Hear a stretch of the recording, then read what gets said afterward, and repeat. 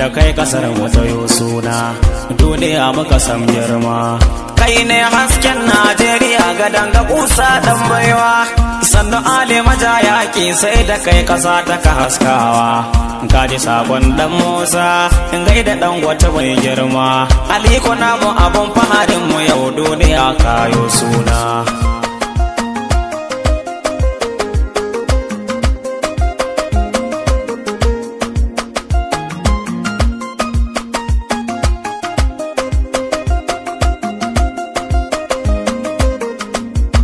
Kai ke ce da kasar mu duk kauye da har birni,